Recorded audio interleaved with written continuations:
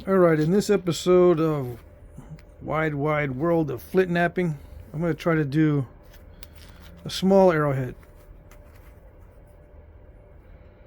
Out of this one first. Okay.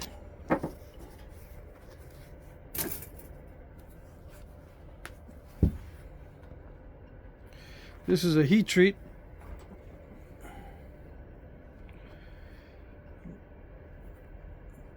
Georgia chert. Hopefully we won't get any barkings. All the dogs are pretty much sleeping for the night. It's very late, so I think what happens is the neighbor's dog goes inside and then they don't have anything to bark at.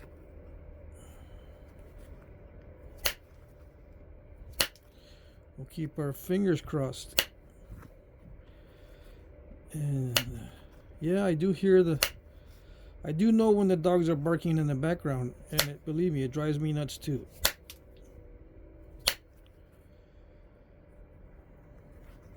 Okay, so what type of point am I going to make?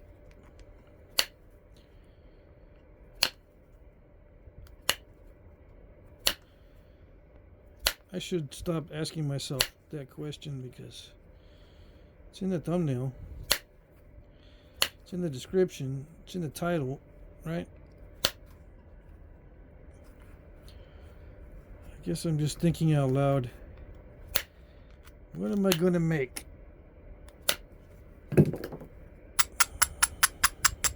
I got kind of an idea.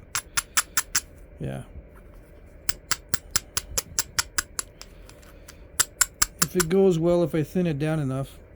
The thing that I was having trouble with this particular type or variety of the Georgia chert was the inconsistencies in it. Like some of it's concretey, like up here, and some of it naps really well, like down in this area. So we'll see. Inconsistent material is especially bad when you're trying to notch it. And I am going to try to notch this, but I'm going to notch it in this area down here. Basal notches. And this is steel 1/4 inch spike nail, but they don't call it 1/4 inch spike nail at the hardware store. It's sometimes they're called landscape nails. They're used to hold down astroturf and stuff like that in the landscaping or other things, ground cover or erosion control stuff. Anyway, get the shiny and non-galvanized. Now, is the shiny and non-galvanized stuff used for landscape? Maybe not. Maybe these non-galvanized spike nails are actually used for wooden decks or something. I don't know. All I know is you got to bring a tape measure so you can measure and get the 1/4 inch diameter ones. If you want the same one I've got.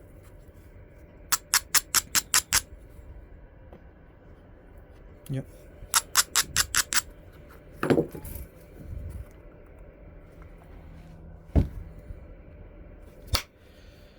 Same strategy on the small ones as I employ on the big ones.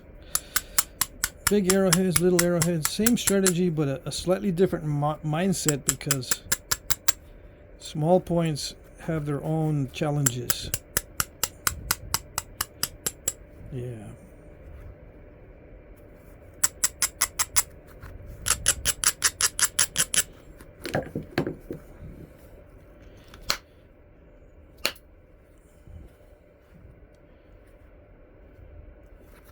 Yeah, they break a lot easier.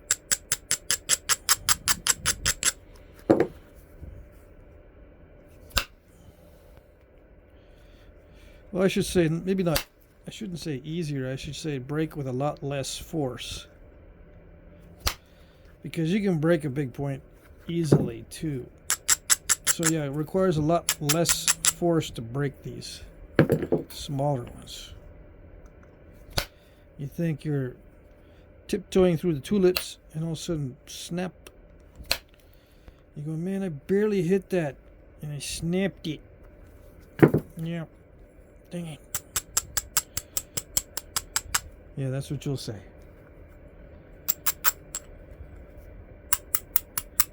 Just like that too. I got the heater on. Let's turn the heater off. Maybe it'll be more quiet, easier to hear. The wind is blowing though. We just had a blast of cold air come through.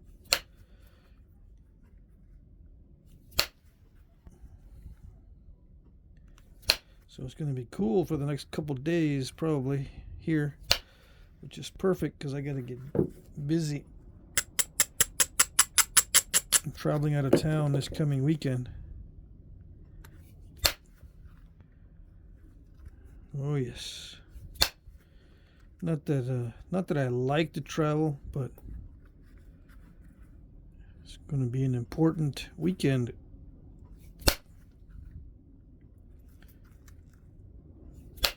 Alrighty. So this is thinning down actually pretty well. As long as I don't jinx myself, I think I might get somewhere with this.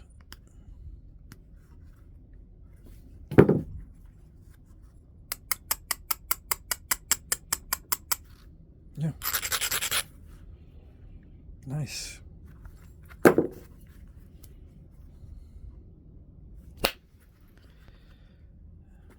I see this concretey up here though. All right. Glove's starting to get in the way. Let's see.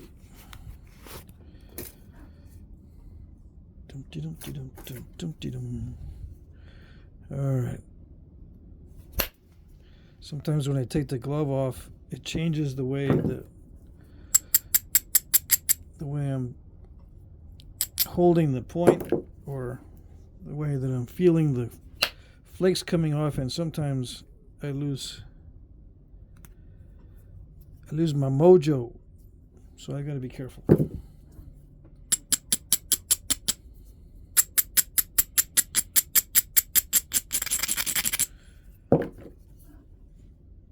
When there's a change in the feeling, you're either going to step fracture it, or overshoot it, or something like that.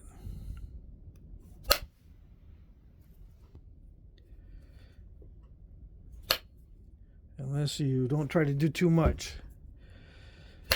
Yeah, don't try to do too much right away. It's a little bit gritty, even though it's heat treated, it still feels a little gritty, and it's not glassy. It's dull still. Yeah. It's a 425 degree heat treat. This stuff might need higher than 450. I'm going to have to get another batch and do some more experimenting.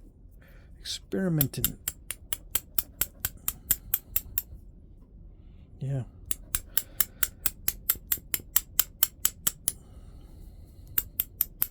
I was afraid to take this batch up too high and ruin it.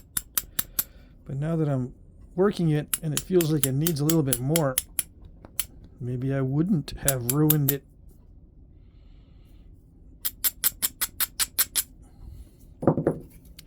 Although I think I did take some of this up to 450.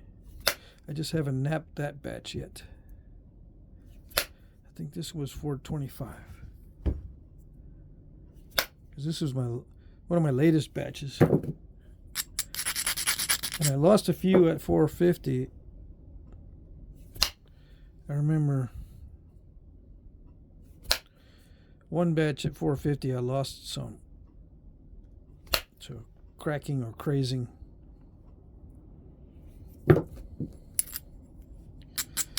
Whatever you want to call it.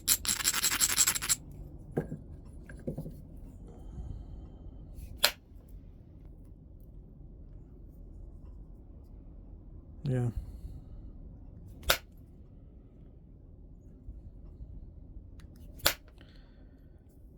Yeah, I don't know. Maybe I don't know.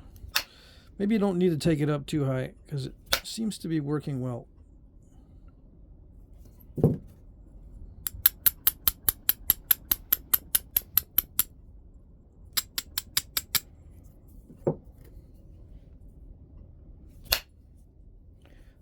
Let's measure it. Let's see. 2 inches by 1 3/8.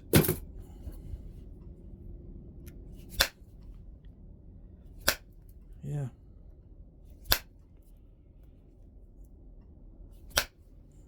It feels so tiny though. It does feel tiny. I've been working on larger blades all day.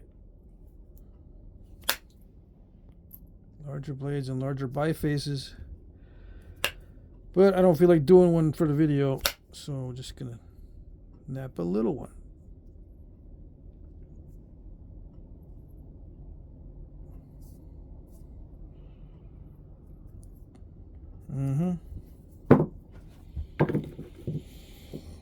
Alright, so pressure flaking. I'm gonna do some pressure flaking on this with the spatula tool. I've been wearing it down today. Doing some sharpening on various blades. I can't see.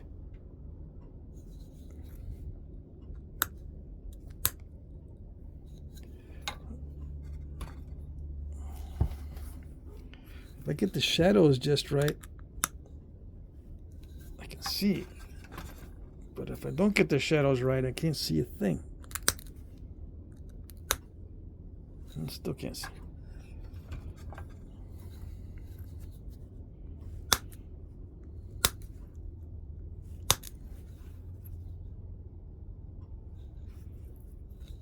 My hand gets in front of the camera and it messes up the focus.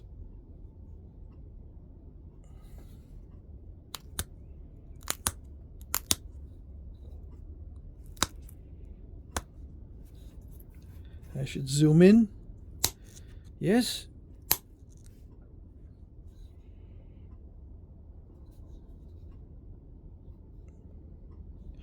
Man, this camera vibrating a lot.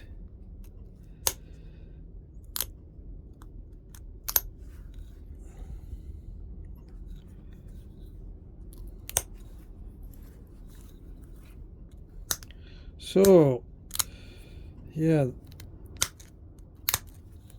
this stuff pressure flakes easily, but it's kind of crackly. Yeah, it feels like it's gonna crack and crush. Using the spatula tool is a safe way to do it.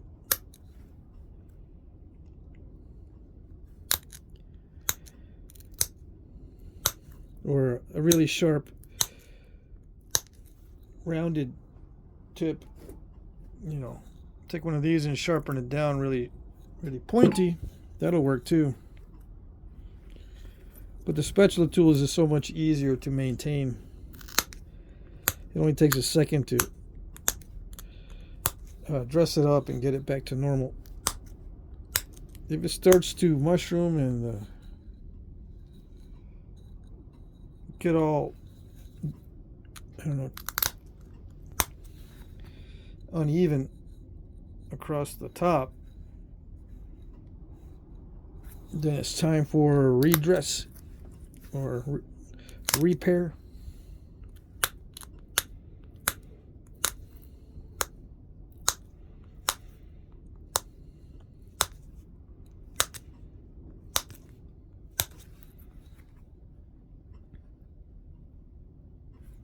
I had a whole bunch of stuff I was thinking about earlier, and now that I sit down and turn on the camera, can't think of anything.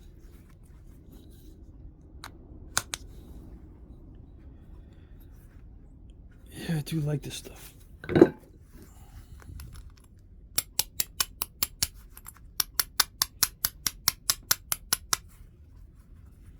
I'm going to thin it down a little bit more.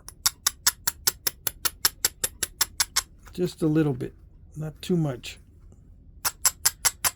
I'm going to be doing some heavy duty pressure flaking on the stem or on the base. So I don't want it to snap in half on me when I'm doing the pressure flaking, but I feel like it needs a little bit of thinning still. Yeah. Let's see. Well, that worked out well. Okay.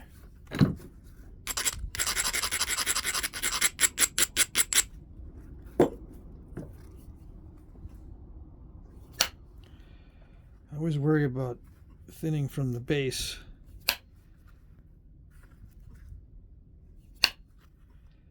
Yeah.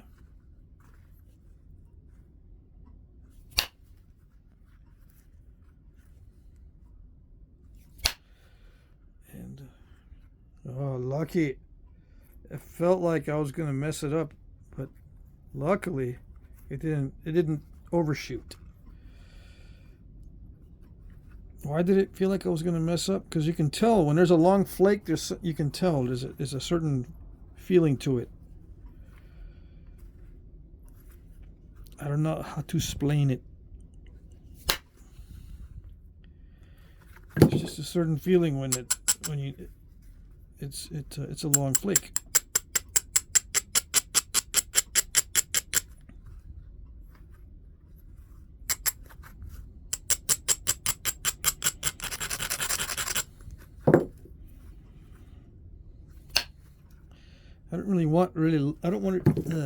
I don't really want long flakes right now.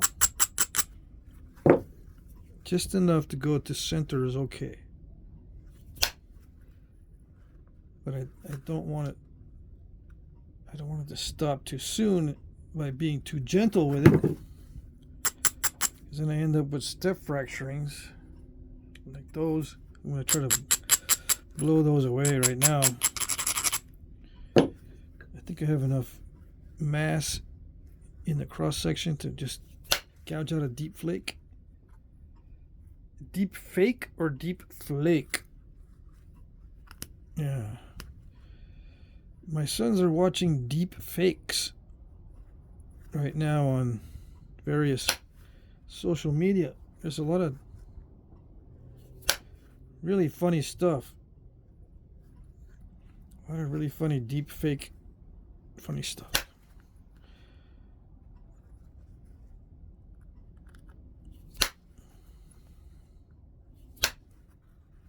I don't watch that stuff, but it is kind of funny.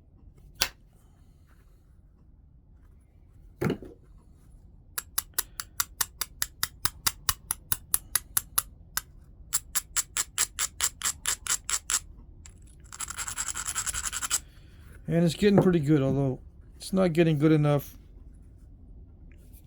not even near good enough to stand up to scrutiny in the general public, to pass it off as real, because there are some people that are extremely good at recognizing the deep fakes. Yeah. I don't know how they do it.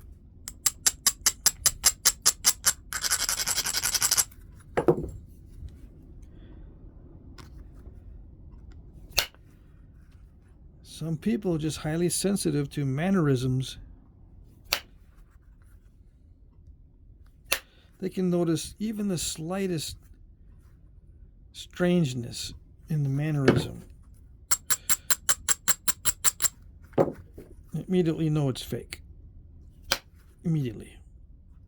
They go, man, obviously, and it rubs me the wrong way. It probably rubs them the wrong way or irritates them. That's how they know. Yeah.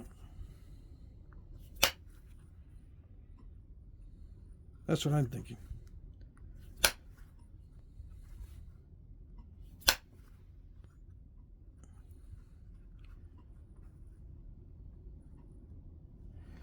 All right, so is that thin enough? I don't feel like it got all that thin. What's up? What is up?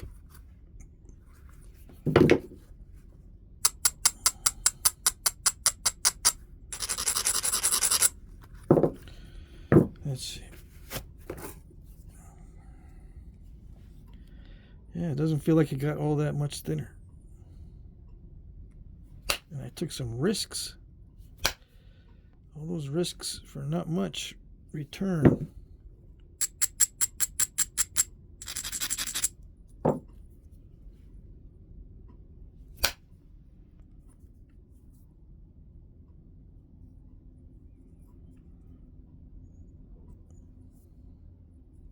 It's good enough. Yeah, I guess that's good enough for thinness. Yeah, although the real ones can get a lot thinner than this, I believe. I don't know about this particular style, but you know, true arrow points can get very extremely thin. The real ones. And I think they did it that way so they would break easily and not be able to be shot back. They're shooting at enemies, right? A lot of these thin, really thin points are war points. So they break on impact and you can't shoot them back. Yeah, that'd be a terrible feeling if you're being attacked with your own arrows. You build them all strong and sturdy, and then they end up shooting them back at you.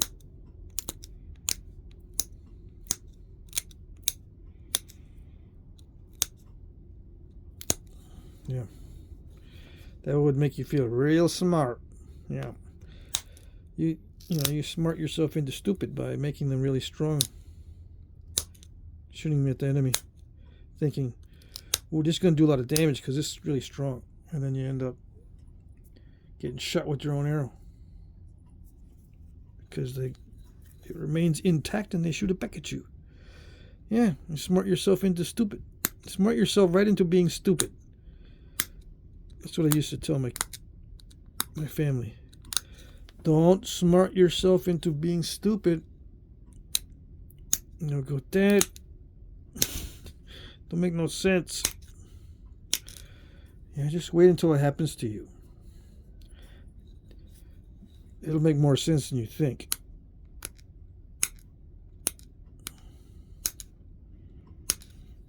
Yeah, and it reminds me of philosophers. Everything reminds me of philosophers, right? But these philosophers often smart themselves into being stupid. Yeah. They're really good at writing, so they can write down complex thoughts. But sometimes the writing is so complex that their readers don't understand it. So what's the sense of writing it down if no one's going to understand it? They're smarting themselves into being stupid. Yeah.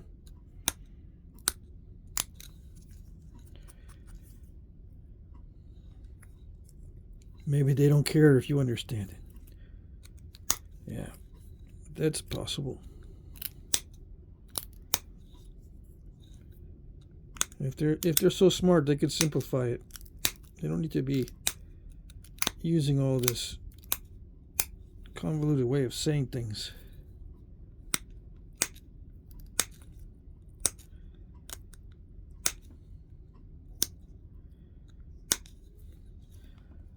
Yep.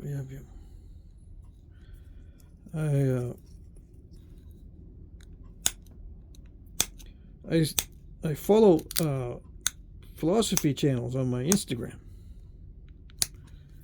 And I'll sometimes leave a comment. The philosopher that really gets on my nerves is Nietzsche. Yeah.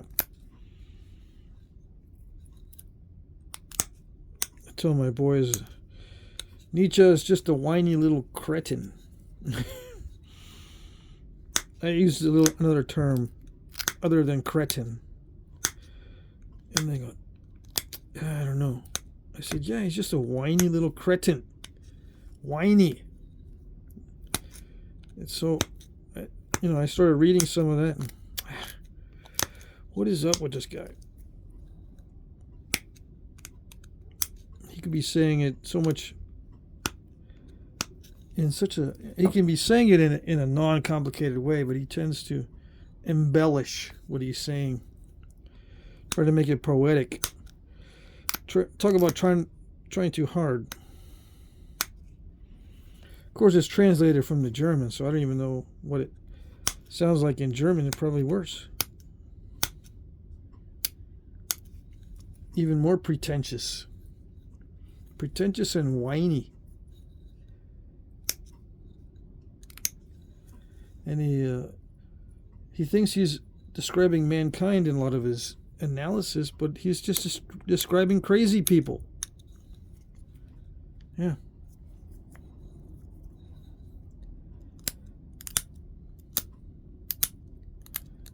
It's not mankind in general, it's just the wackos. He's describing the wackos. The ones that have the hunger for power.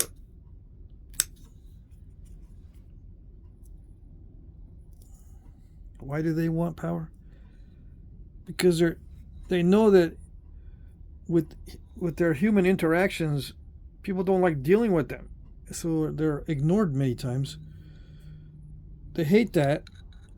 So they seek positions of power, so you don't have a choice but to deal with them and listen to them.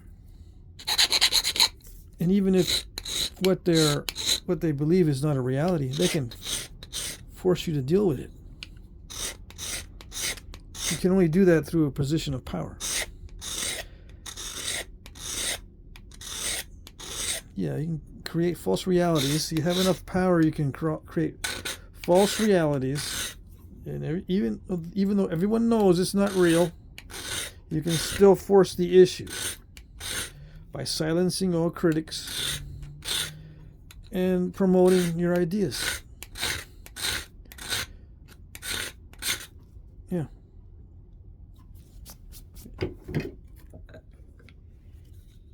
And if you're in a position of power, you can make sure that no one opposes you. Yeah. No criticisms.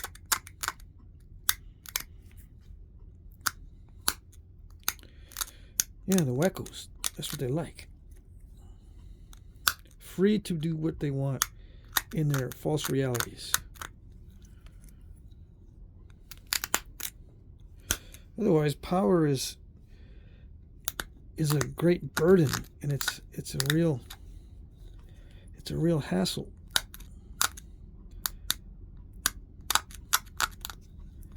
Yeah.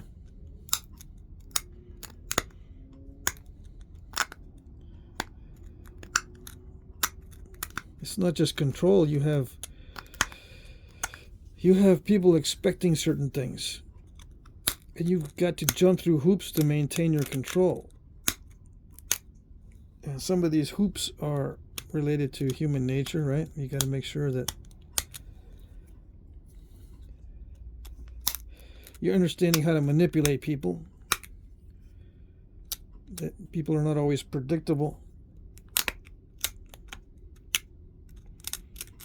So you always have to try these strategies.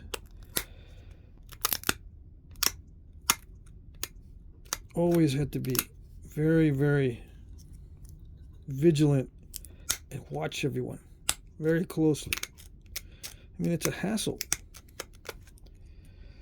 Make sure that no one takes the power away from you. There's a lot of competition. Always got to be looking behind your back. I can't imagine that kind of life.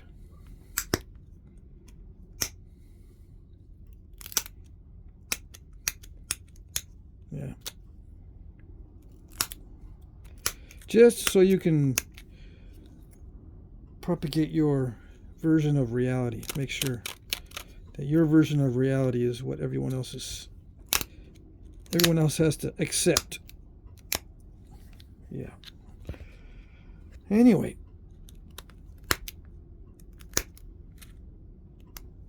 I can't be thinking about that while I'm trying to notch it because it'll mess me up. I'm starting to stall, and it's not even that deep. I'm afraid to hit the sides. Yeah, I can't go very much deeper. I'm going to hit the sides, so I've got to take it down a little bit more with the file, and I've got to sharpen it so that the width at the tip is a little bit skinnier, or a little bit more narrow.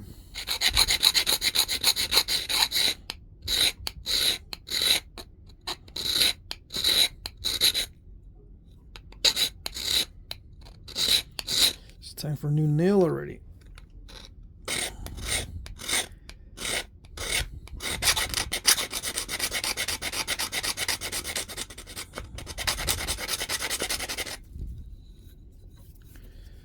Should be doing it this way.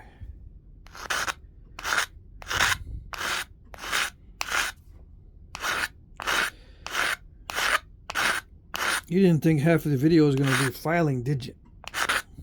Nope. You thought that no dogs barking was going to be a paradise. And then I start filing. Yeah.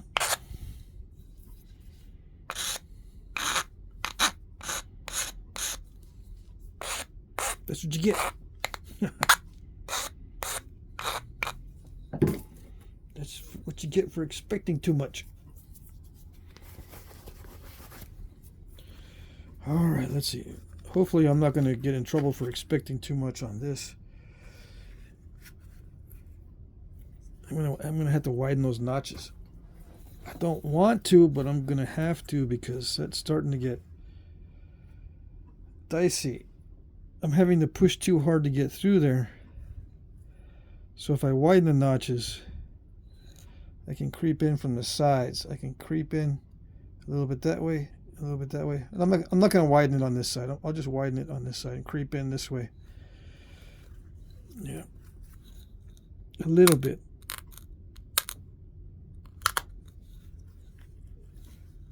Push here in this corner.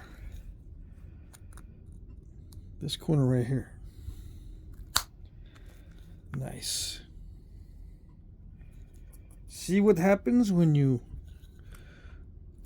maintain the tool tip? Yeah. Good things happen when you do a little bit of maintenance. But I don't like maintenance. I guess I don't like good things happening. That was a nice pop out because it gives me a good opportunity for the next pop out. Yes, I'm dulling it on purpose, you know, stalling it on purpose, kind of, sort of. But no, because it's got a good angle on it inside the notch. Push it on the inside. Don't push on that side, push on this side. Nice, perfect, beautiful. Yeah. Nerve-wracking, but beautiful.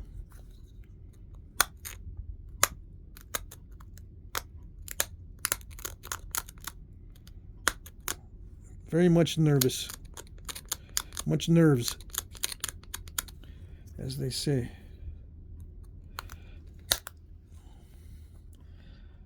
Oh, so nice. Is it starting to mushroom yet? No, it looks okay.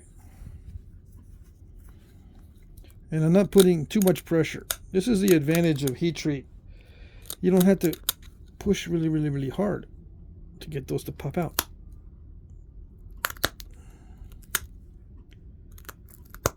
Yeah, it's starting to stall. That's it for that side. There's no way I'm going to risk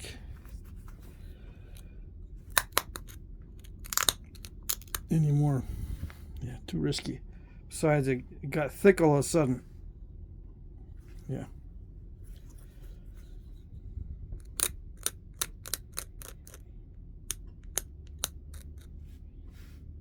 I can't get this thing to stay in frame. Oh, I know why. Because it's right in front of my face. Who put this camera right in front of my face? Who did it? Uh-oh. It is starting to mushroom a little bit, I think. Even if it isn't, I'm going to trim it down a little bit.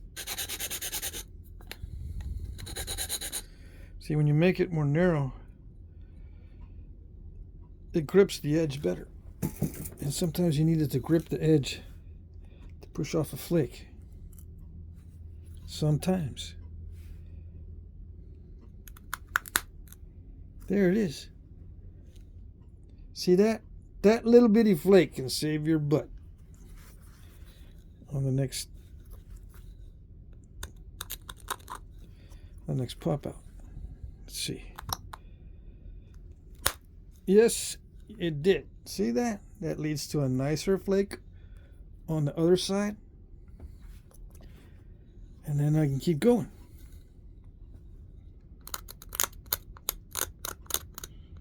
And let's see. I don't have to go too much further.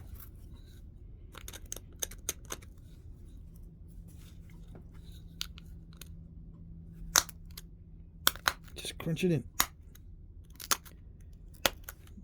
And do it quick before it changes its mind. Sometimes it goes, okay, that's it, no more. And you go, no, just a little bit further. It'll go, no, not today.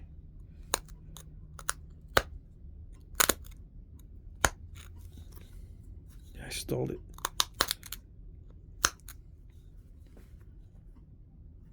That's okay. I just wanted to go a little further. All right. All right, we're almost done. Well, I am done, but I'm going to try a little bit more. I don't know. Did these have serrations? I can't remember. Probably did. But it's too late for me to do these serrations. Is it translucent? Kind of, sort of.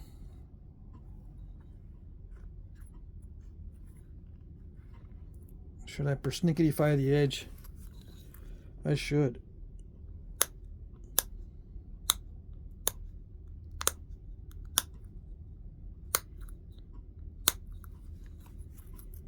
Some people like to hear the clicks.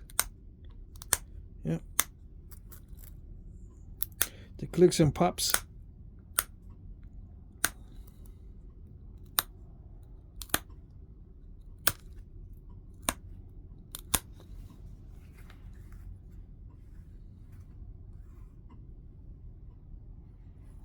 It's so quiet I can hear my clock behind me ticking away. I like clocks, even though I don't look at them.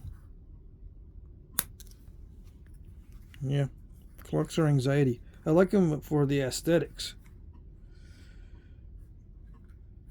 Yeah, so I buy nice clocks. Or one nice clock for myself in my shop, and that's it. I'm not a collector of clocks. Ooh, I've known people like that. No, that drives me nuts. What doesn't drive me nuts? I don't know. Everything. Everything. All right, let's see if I can thin it. Can I thin down the point at all? Maybe. Yes. A little bit.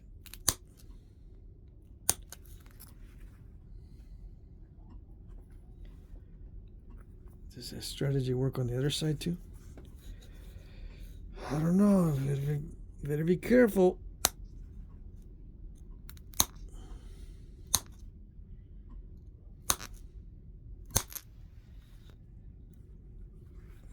It seems to be all right so far, so good. I wish I could push those flakes further. I might be able to. Except dulling the edge, you know, you got to resharpen it really well after you dull it.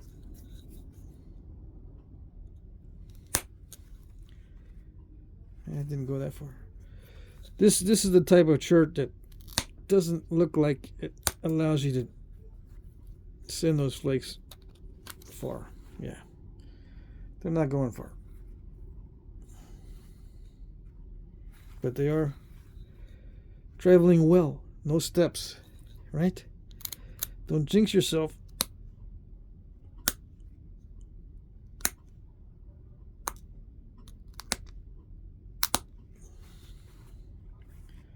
This is where I have trouble, right on the very tip.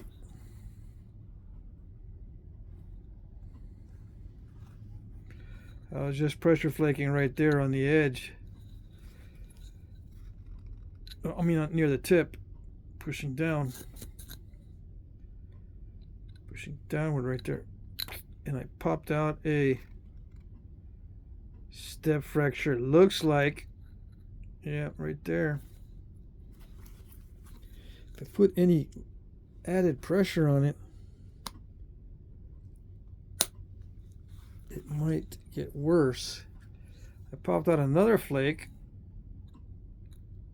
Right there. Where did you go? All right. But I can't resist. I want to thin it down a little bit.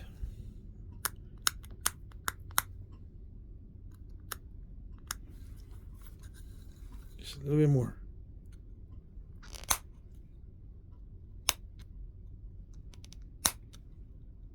Just regular flakes. That's all it is. Not too complicated. Just regular flakes. There you go. I took a little too much off, right? Yes? Yeah, a little bit. A little bit. All right. Well, even it up. That's all it takes. Just even it up a little bit. Symmetritize it.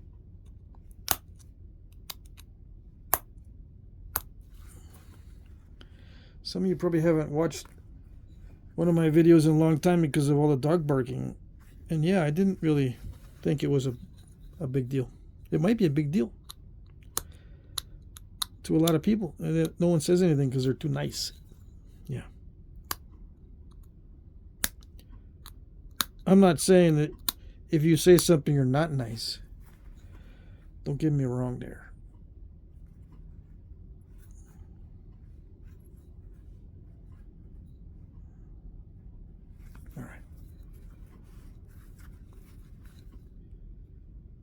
Yeah, people take things the wrong way. Got to be extremely careful about how you say stuff.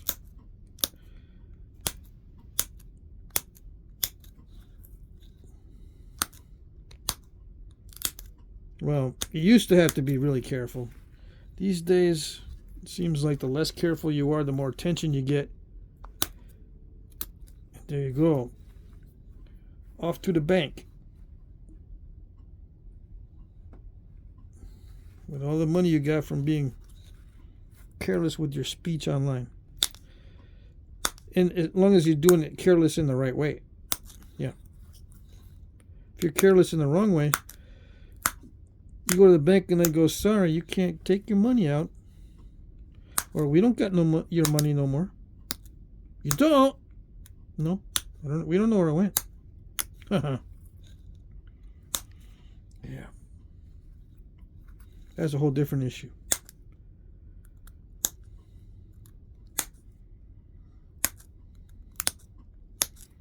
Was there something I said? Actually, no. This time is not because you said something. It's because we messed up.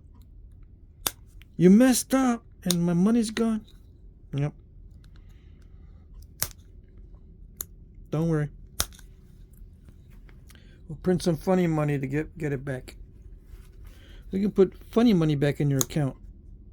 Yeah, everything will be hunky-dory. Yeah. We called Dory and she said everything was hunky. Yeah. All it takes is a phone call. Yeah. Strange times. All right. I think that's it. I don't want to do anymore because then it'll look like I spent 2 hours when it's supposed to look like you only spent like 10 minutes. Yeah. All right. Ooh, that's zoomed out too far. Too far. Okay, there it goes. See that? I showed you that before, right? The camera does this weird thing right there. That's one camera. It's actually got 3 cameras on the front of the phone. So those are the 2 close-up ones. And they mess up right where I like to focus. They'll mess up. They'll jump from one camera to the next. And it drives me insane. I've deleted videos. No, not really.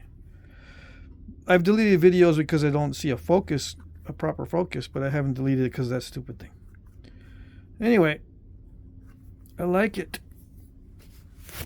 Man, I like this. I do. Even though it's not all translucent like I usually like stuff, except down there. I like it because it's got swirls in it. And you can kind of pretend that there's a landscape. Yeah. Nice, very nice. I don't know, were these found? Were Catahoulas found in Georgia? I don't even remember now. Everything's starting to fade and get foggy. Yeah, I don't know. But yeah, that's it for tonight. I'm going to call it quits and go inside. Hope that was good. All right.